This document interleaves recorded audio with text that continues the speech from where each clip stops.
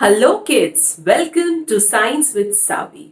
I hope every one of you is doing great. So I'm back again with the last part of the topic which we started, that was nutrition. So in my last 3 videos, I'm taking up the topic of nutrition. This topic is there in class 10 CBSE lesson number 6 life processes. So from the same chapter, we have already completed respiration. The link is there in the description box. Please go through it. And we have also started up with the nutrition.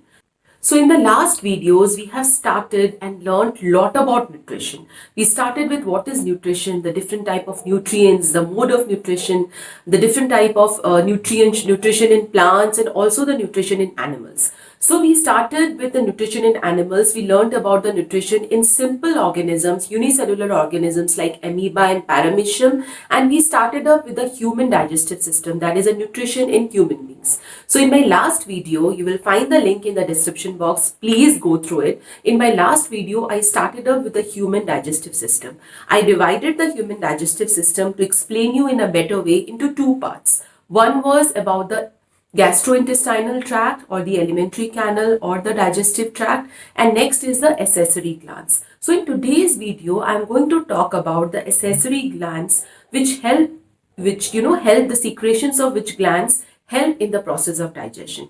So if you go to the link in the description box, you will find the last video, nutrition part 3, where I have discussed the entire alimentary canal, all the parts of the alimentary canal in detail. So please go through it. In today's class, we are going to take up and study about the salivary glands, its secretions, liver, pancreas, gallbladder. I will also cover up the secretions of the stomach and the small intestine, and we will also see that how the absorption of different food nutrients takes place in the body. Okay, so all the things will be covered in today's class. So let's start. So the first associated gland of the digestive system today which I am going to take is the salivary glands. Salivary glands secrete the saliva into the oral cavity or in the mouth. Our mouth is always wet because of a liquid substance in the mouth all the time, and that is the saliva. And this saliva is secreted by the salivary glands. So there are 3 pairs of salivary glands in our body. So they are present anterior to the ear, they are present in the floor of our mouth, and also they are present beneath the tongue. So these glands have a duct or a tube connected to them, and through this duct they pour down the saliva into our oral cavity, that is into the mouth. This saliva mixes up with the food, makes it soft, and makes it easy for the food to glide down into the esophagus. Okay, and what this saliva contains? It contains a very important enzyme. Chemically, if you see, the saliva is 99.5% it is made up of water and 0.5% it is made up of other solutes. And this saliva contains an enzyme which is called salivary amylase or ptyalin. So you will see the term, note down the spellings also, it's very important. It is salivary amylase or ptyalin. The P is silent in ptyalin. Okay. So this salivary amylase acts on the starch of the food. Whatever food we are consuming, 30% of starch is digested in the mouth by the salivary amylase, which is present in the saliva, and this starch is converted into maltose. So this maltose is a very simple sugar which can easily be absorbed. Okay, so remember that saliva contains the salivary amylase or ptyalin, and this salivary amylase digests the starch. 30% of starch is digested in the mouth itself. So the process of digestion starts, the first step of digestion starts in the mouth. Okay. With this, we come to the second important organ in digestive system, and that is the liver. Liver is the largest gland in the body. In adult human being, the liver weighs around 1.2 to 1.5 kgs, and the liver is present in the abdominal cavity just below the diaphragm. Okay, and this liver is reddish brown in color, and it has anatomically it has around 4 lobes. The main functions of the liver are that the liver helps in fighting infections. Okay, there are some cells in the liver which help in fighting infection for the body. The liver stores iron and many fat soluble vitamins. The glucose which is produced as a result of cellular respiration is stored in the liver in the form of glycogen. Okay, and the liver also helps in detoxifying the blood, removing the poisonous substances from the blood. The blood cholesterol level is also, the liver also helps to maintain the blood cholesterol level. And the most important function of liver is that it secretes a juice which is called the bile juice. Okay, it secretes the bile juice, and this bile juice is very important for the digestion and absorption of fat in the small intestine. If you remember, when we were doing the digestive tract, we talked that a duct comes from the liver and a duct comes from the pancreas, and both of them join together to form the hepatopancreatic duct. If you remember, we discussed in the last video, okay, in the last class, and this hepatopancreatic duct opens into the small intestine. Which part of the small intestine? It opens into the duodenum. Okay, but there is another different story behind this. What is that? I will tell you now. The liver keeps on secreting the bile juice throughout. Okay, even when the digestion is not going on in the small intestine, even then the liver is secreting the bile juice.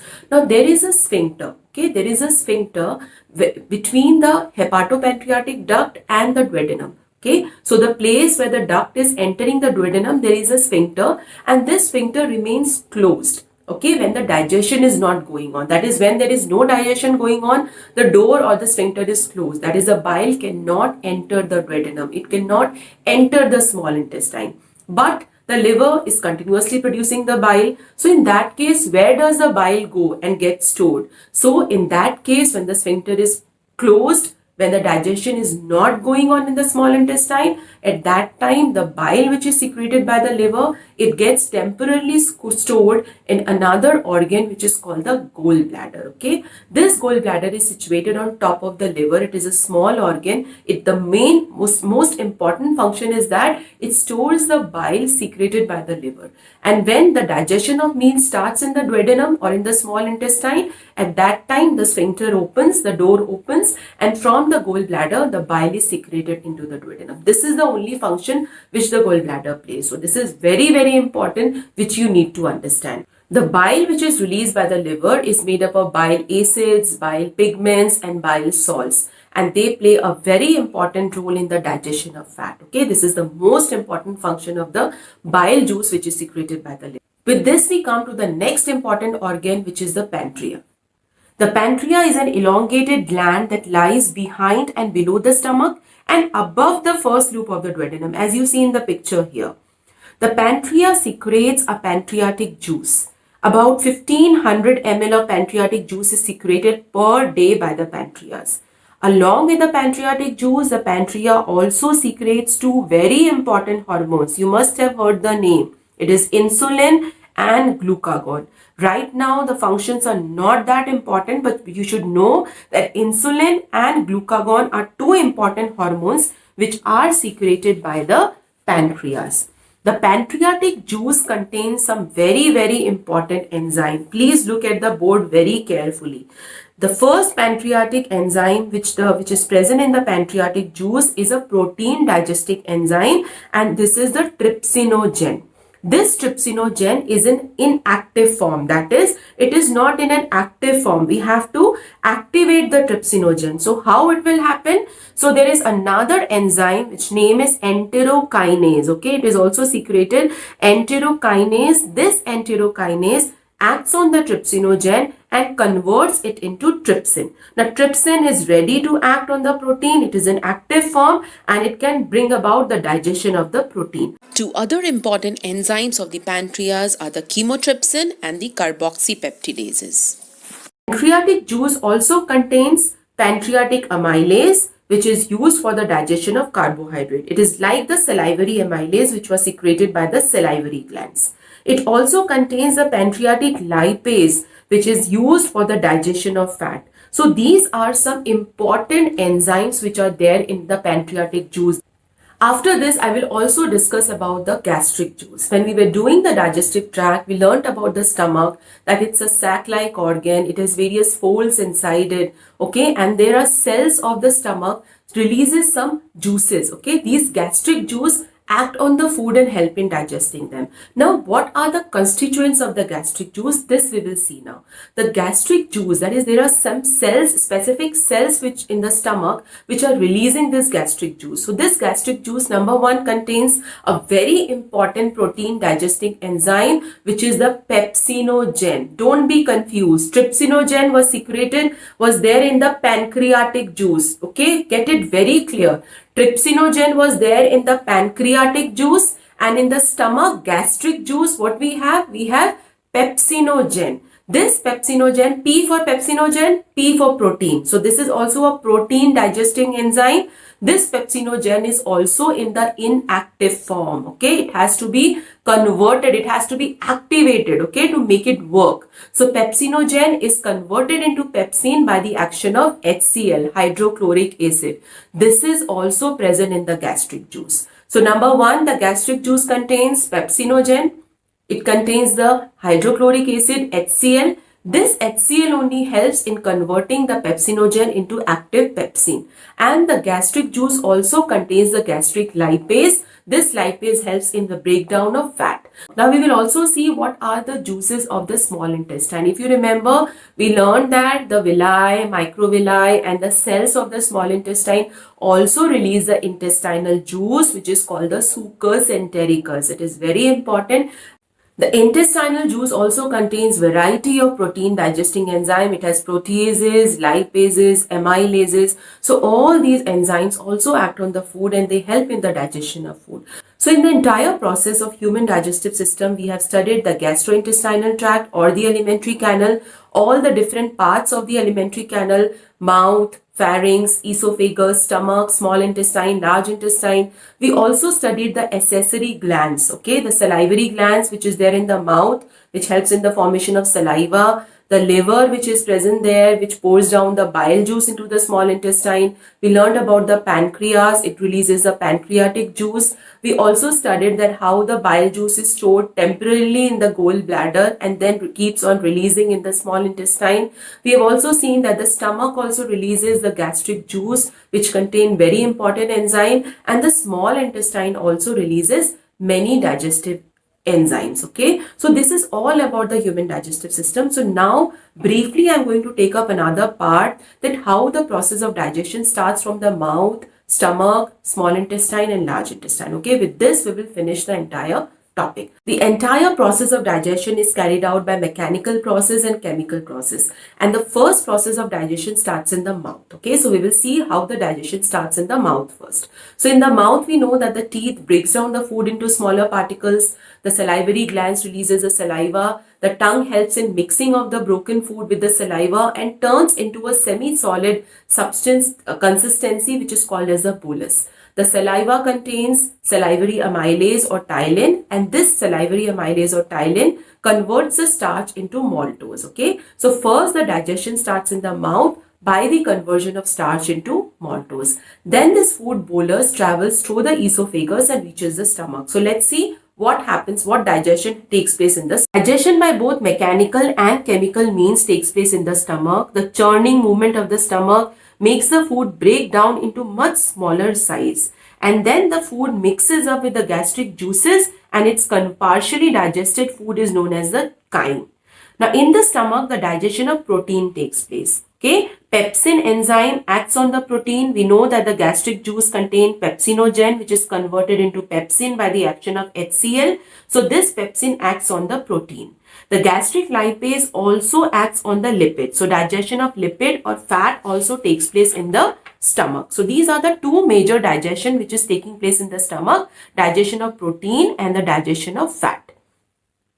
So once these two digestion have been accomplished, we come to the small intestine. Small intestine is a place where the major digestion and major absorption of food takes place. Now let's see how the digestion is carried out in the small intestine. The small intestine completes the digestion of carbohydrate, protein, nucleic acid and the fat. The digestion of carbohydrate.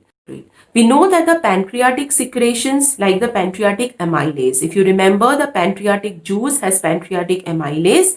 Okay, it is like the salivary amylase only and it acts on the carbohydrate. So all the carbohydrate is digested in the small intestine by these amylase. Now the protein digestion, most of the protein digestion takes place in the small intestine. Remember, almost all the protein digestion takes place in the small intestine by the action of the enzyme which is produced by the small intestine, and also by the action of the trypsinogen which is present in the pancreatic juice. Okay, so the trypsinogen acts on the protein once it reaches the small intestine. Digestion of lipid also, or the fat, also takes place in the stomach and by the action of the gastric lipase, but most of the fat digestion takes place in the small intestine by the action of the pancreatic lipase. Small intestine, most of the digestion of protein and the fat takes place. With this, we go into the large intestine. As you remember, we studied in the last part that in the large intestine, no digestive enzyme is secreted. Okay, there is no digestive enzyme in the large intestine. The major function of large intestine is only storing the undigested food till it is eliminated by the body.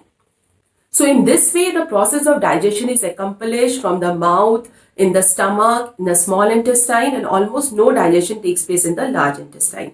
And now if we see that where the food is absorbed, most of the absorption takes place in the small intestine. And who helps in the digestion of food in the small intestine? If you remember, we studied it is the villi and microvilli. Okay, they increase the surface area of the small intestine and they help in the absorption of food, and very little amount of absorption takes place in the large intestine. So this is all about the nutrition in human beings.